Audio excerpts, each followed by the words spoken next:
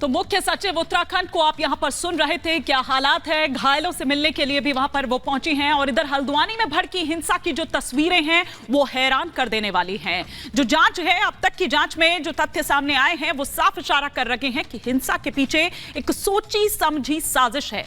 महज एक रात में कैसे बदल गई हल्द्वानी की तस्वीर, देखिए इस रिपोर्ट में।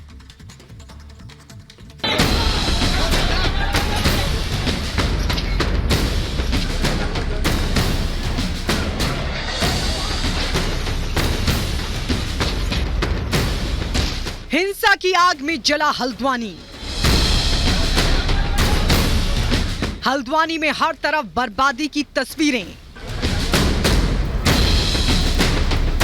हिंसा की चिंगारी हल्द्वानी में किसने भड़काई?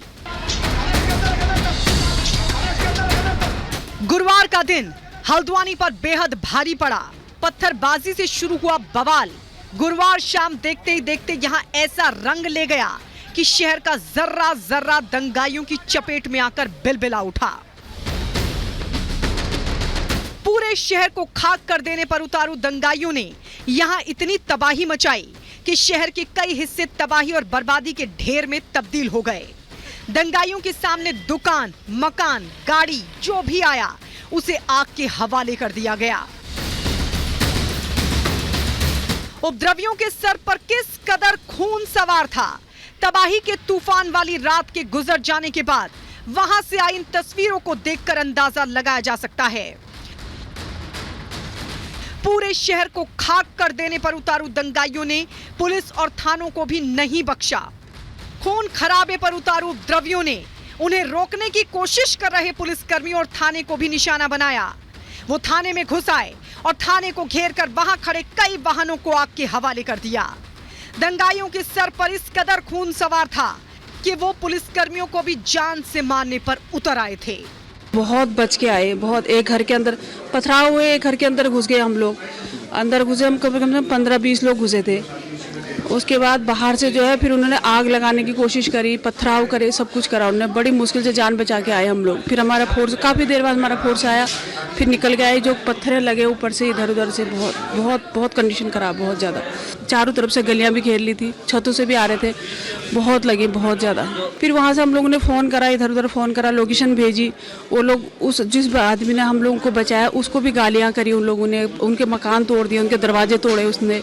पुलिस के मुताबिक हल्द्वानी में भड़की ये हिंसा वहां अतिक्रमण के खिलाफ कार्रवाई का नतीजा है, जिसमें पहले दंगाइयों ने बन भूलपुरा में नगर निगम की टीम, पुलिसकर्मी और पत्रकारों पर जमकर पथराव करना शुरू किया, जिसकी चपेट में आकर वहां कार्रवाई करने गए एसडीएम समेत कई पुलिसकर्मी और नगर निगम के कर्मचारी जख्मी हो गए।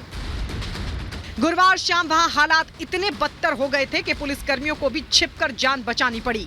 वो तो गनीमत रही कि दंगा भड़कने की खबर मिलते ही कई थाने की पुलिस मौके पर पहुंच गई, जिसके बाद जख्मी पुलिसकर्मियों और नगर निगम के कर्मचारियों को वहां से निकाला जा सका। लेकिन ये तो दंगे की शुरुआत भर थी। देखते ही देखते हिंसा की लपटें पूरे हल्द्वानी शहर में फैल गईं और उपद्रवियों ने पूरे शहर को अपने निशाने पर लेना शुरू कर दिया। इस गली से आ रहा है, कोई उस गली से पत्थर मार रहा है। बड़ी मुश्किल से एक गली में रोके तो कोई पीछे साइड से आ रहा था। चारों तरफ से हमें घेर लिया वहाँ, और बहुत सारी गाड़ियाँ जाएगी, बाइकें जाएगी रास्ते में। और अभी जब मैं लास्ट में निकल रहे थे हम वहाँ से, तो जो लास्ट में जो लोग पीछे कर रहे थे ना, उन लोगों ने कट्टे भी निकाल लगे थे, तो गोलियाँ भी मार रहे थे वहाँ से। उन लोगों के पास बंदूकें भी हैं यहाँ, और लगी बहुत लोगों को, लेकिन किसका सर फूटा है, किसका नाक फूटा है। फिलहाल गुरुवार शाम से शुरू हुआ हिंसा का सिलसिला भारी पुलिस बंदोबस्ती के बाद थमा है। प्रशासन की तरफ से पूरे हल्द्वानी में कर्फ्यू लगा दिया गया है। किसी भी तरह की हिंसा की घटना को रोकने के लिए दंगाइयों को देखते ही गोली मारने के आदेश जारी कर दिए गए हैं। उत्तराखंड सरकार ने साफ निर्देश दे दिया है कि उत्तराखंड की शांति छीनने वालों को किसी भी कीमत पर बख्शा नहीं जाएगा। बहरहाल उम्मीद है कि प्रशासन की चुस्ती के बाद हल्द्वानी में हालात सुधरेंगे और लोग वहां शांति भरे माहौल में अपनी सामान्य जिंदगी जी सकेंगे। Bureau report, Republic Bharat. और अब बात करेंगे लैंड फॉर जॉब मामला, जिसमें लालू परिवार को कुछ राहत मिली है। अंतरिम जमानत दिल्ली की राउस एवेन्यू कोर्ट ने दे दी है मीसा भारती को, हेमा यादव और राबड़ी देवी को। आइए दिखाते हैं ये पूरी खबर इस 1 मिनट की रिपोर्ट में।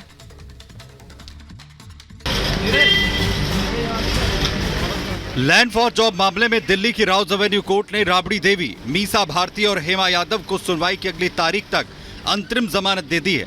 लैंड फॉर जॉब मामले में अगली सुनवाई 28 फरवरी को होगी। दिल्ली की राउज एवेन्यू कोर्ट ने लालू परिवार के तीनों सदस्यों को 1 लाख का बेल बॉन्ड भरने का आदेश भी दिया है।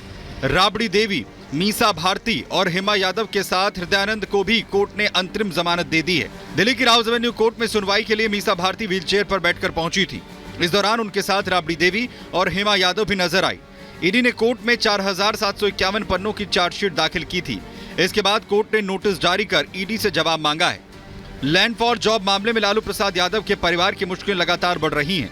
ईडी ने 29 जनवरी को लालू प्रसाद यादव से 10 घंटे तक पूछताछ की, तो 30 जनवरी को पूर्व डिप्टी सीएम तेजस्वी यादव से लगभग 8 घंटे तक सवाल जवाब किए थे। Bureau report, Republic Bharat.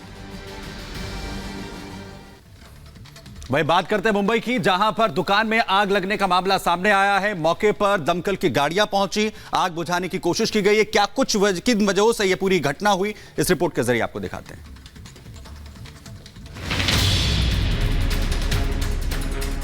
Mumbai से हैरान कर देने वाली यह घटना सामने आई है, जहां इलेक्ट्रिक दुकान में भीषण आग लग गई। दुकान में आग इतनी भयंकर लगी कि वहां पर काले धुएं का गुबार उठता दिखाई दिया। इस घटना से अफरा तफरी मच गई। कुछ ही देर में कई लोग दुकान के बाहर जमा हो गए। हालांकि इस दौरान मौजूद लोगों ने आग बुझाने की कोशिश की, लेकिन वो कामयाब नहीं हो सके। घटना की जानकारी मिलने के बाद फायर ब्रिगेड की टीम मौके पर पहुंची, जिसके बाद दमकल कर्मियों ने आग बुझाने के लिए मोर्चा संभाला। कई दमकल कर्मी इस दुकान के अंदर घुसे और कई घंटों की मशक्कत के बाद दुकान में लगी आग को बुझाया गया। दुकान में आग किस वजह से लगी, इसका पता नहीं चल सका है। फिलहाल पुलिस ने इस मामले में केस दर्ज कर जांच शुरू कर दी है। Bureau report, Republic Bharat. और उधर रूस के मॉस्को की बात करें तो वहां भी एक 6 मंजिला इमारत में आग लग गई। दमकल कर्मी वहां पर पहुंचे, किस तरह से आग पर काबू पाया गया, 1 मिनट की इस रिपोर्ट में देखिए।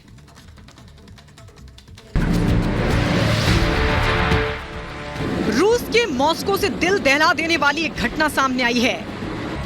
वहां 6 मंजिला इमारत में भीषण आग लग गई। आग इतनी भयंकर थी कि उस इमारत से आग की ऊंची ऊंची लपटों के साथ काले धुएं का गुबार उठने लगा। कुछ नहीं किया, मगर उसके बाद भी स्कैंडल के ऊपर स्कैंडल चलते रहे और उससे देश को ऐसे गंभीर अवस्था में खड़े रख के चले गए। भगवान जाने अगर वो कंटिन्यू करते इस देश का हालत आज क्या होता। Sir, that is one story of global financial crisis के बाद सरकार ने भारत देश को कैसे बचाया। नहीं बचाया, मगर कोविड के बाद माननीय मोदी जी ने इस देश का कैसे संभाला, वैक्सीन सबको मुफ्त में दिला दिया और देश को प्रोटेक्ट किया, वो कैसे हुआ।